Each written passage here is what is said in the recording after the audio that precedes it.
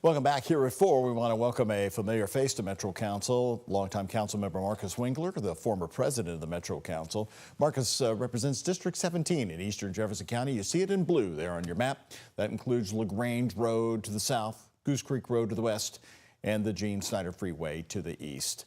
I want to start and talk to you about the street takeovers in the Highlands that have been making news. The mayor and the police chief talked about it again today. They released body camera video of it yesterday. 2 weekends in a row.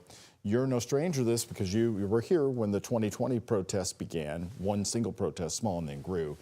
Is the city prepared to handle this much differently than we did in 2020? Yeah, I mean, I think, the chief's got a lot of experience with this type of thing. I think that, he's got a focus on it. We've really stepped up a lot of enforcement using some of our other agencies like ABC as well.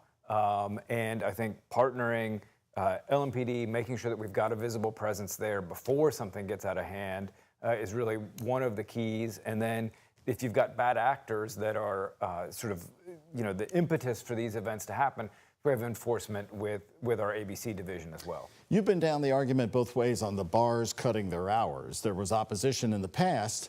Is the time right with these growing protests?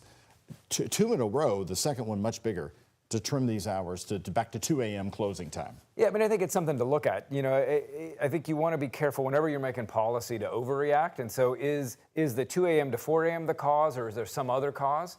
Because, you're impacting not only the bars, but maybe people who work second shift that want to go to a bar that's then closed. And so I think it's something that we should look at. But I think it's also something that we should be deliberative about as well. Overall, though, is Metro Council, is city government concerned about what they saw this week on Bardstown Road? Absolutely. I mean, I think anytime you see that kind of behavior, that's unacceptable, and that we need to do more to make sure that we've got enforcement in place. You, of course, have a lot of issues to keep a handle on in one of the fastest growing districts, if not the fastest, in Jefferson County, eastern Jefferson County.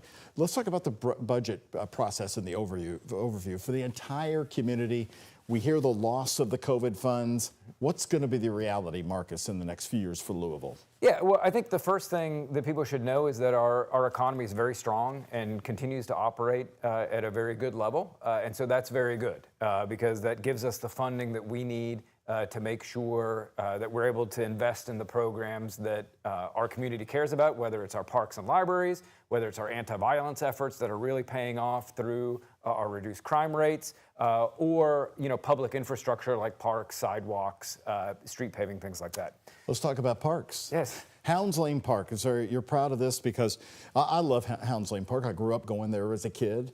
And it's a very small little park, but you're adding a climbing wall. We've got some video of that. Tell me about what's going on at Hounz Lane Park. Yeah, I mean, it's a real gem of a park. You mentioned, there's a little creek that runs through it. We do Shakespeare in the park there. It's really an amazing setting, and very proud of the investments that we're making in that area. Several years ago, my predecessor put in new pickleball courts. We've got a one-of-a-kind rock climbing feature that got put in this fall. And then we've got new playground equipment going in later this summer that we're really excited about. Where'd the wall come from? So it was custom built in Colorado. Wow. And it's really a professional level climbing feature that both kids and adults can enjoy and is unique in the entire city. All right, Markus Winkler, thank you very much for coming back. We appreciate it. All right.